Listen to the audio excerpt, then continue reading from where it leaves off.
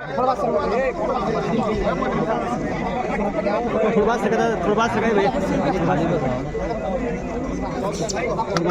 महाराष्ट्राचे कुटुंब लाडका नेतृत्व सन्माननीय उद्धवजी ठाकरे साहेब यांचं या ठिकाणी आगमन झालेलं आहे. पब्लिक अरे थोडं पास रखा जरा थोडं पास एक मिनिट आम्हाला पुढे जायला भाऊ थोडं मागचं दादा थोडं पाय घेऊ जरा बाजूला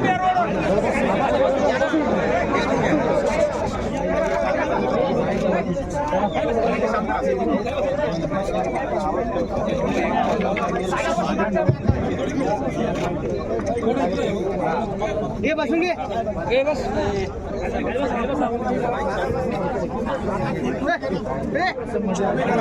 राहुल मागे आहे ना राहुल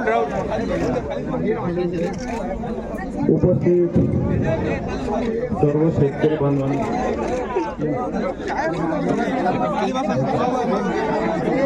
सकाळपासून माननीय उद्धवजी ठाकरे साहेब लातूर जिल्हा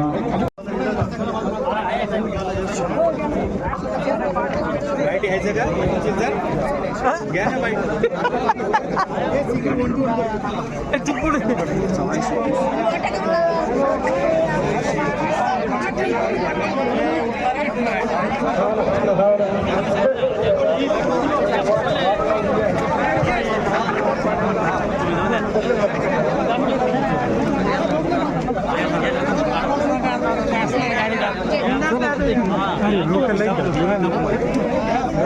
मागवा थोडं मागे सरका चले ना कॅमेरा सर कॅमेरा लोक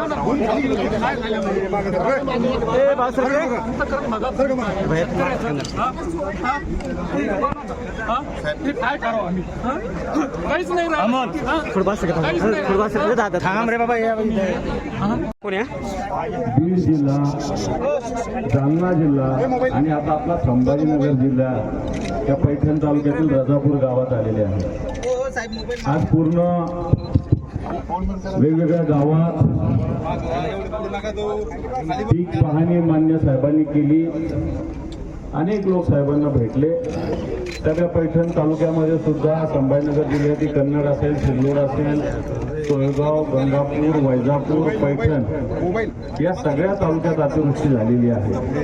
पैठणला तर महाराष्ट्राच्या शेतकऱ्याला कर्जमुक्त करू शकाल एवढा पैसा, त्याच्याहून कित्येक पटीने जास्त पैसा हा पीएम केअर फंडामध्ये. आणि तुमच्या माहितीसाठी सांगतो, आजच आणखीन एक बातमी आली की बिहारमध्ये आता ज्या निवडणुका येऊ घातल्या आहेत त्या निवडणुका डोळ्यासमोर ठेवून पंतप्रधानांनी तिथल्या महिलांच्या खात्यात 10,000 रुपये दिलेले आहेत बिहारच्या. मग माझ्या महाराष्ट्राला काय निवडणुका नाहीत म्हणून तुम्ही देत नाही?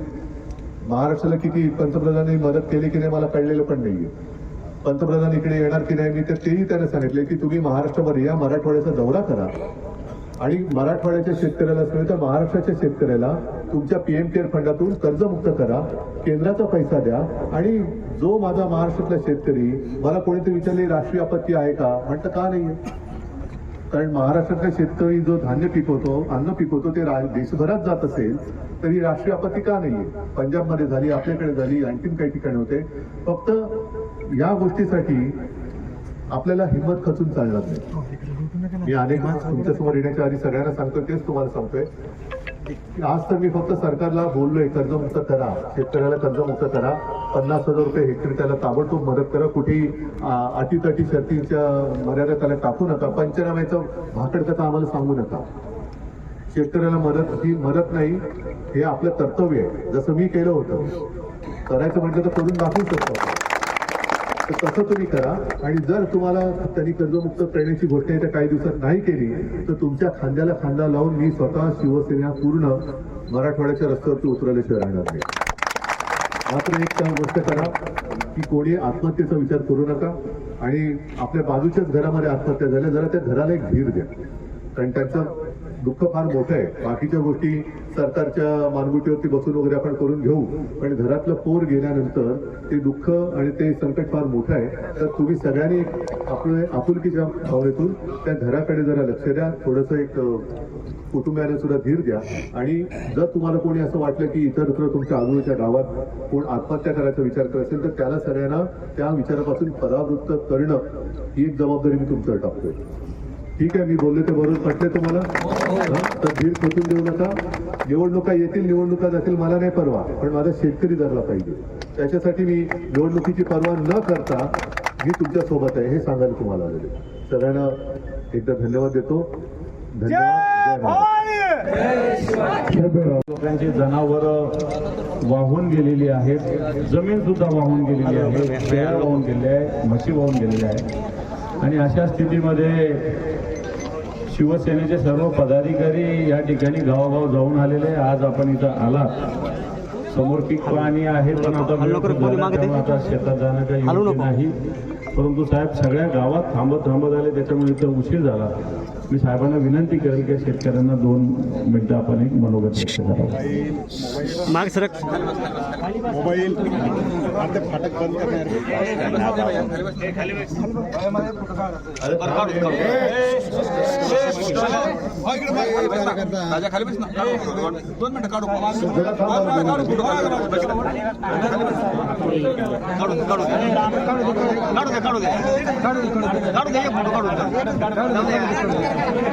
जरा थांब रे. 2 मिनिट.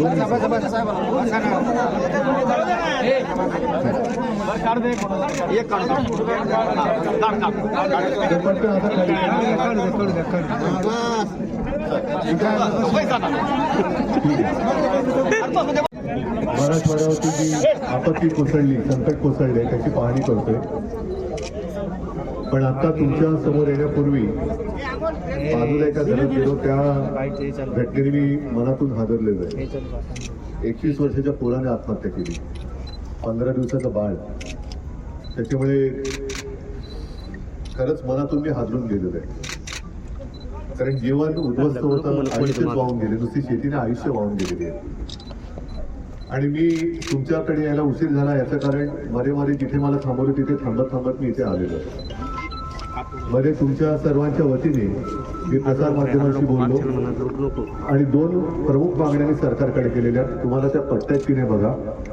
एक तर सरसकट कर्जमाफी मी मागितलेली आहे, आणि दुसरी गोष्ट, जसं आपल्यावरती हे संकट आलं तसंच संकट पंजाबवरती पण आलेलं गेल्या काही दिवसांपूर्वी.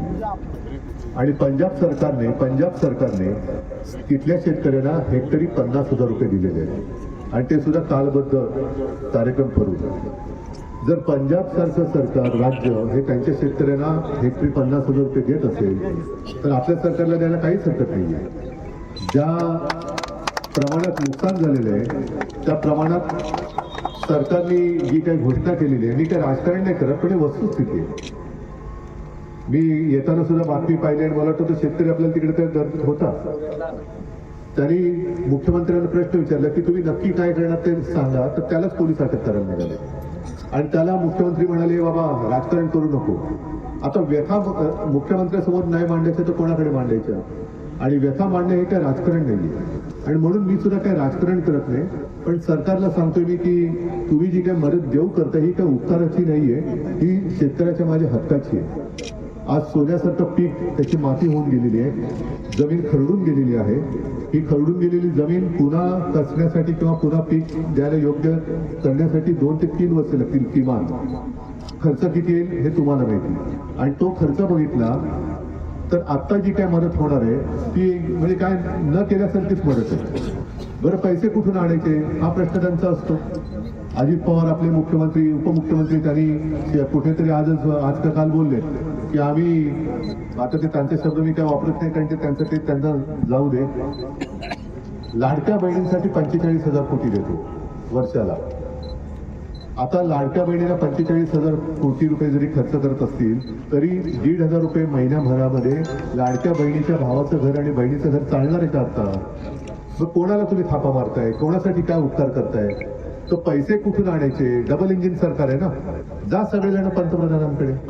कारण करोनाच्या वेळेला जो PM केअर फंड तुम्ही ऐकला होतात ना, लाखो कोटी रुपये त्याच्यामध्ये गोळा केले गेले. महाराष्ट्रातनं लाखो कोटी दिले गेले.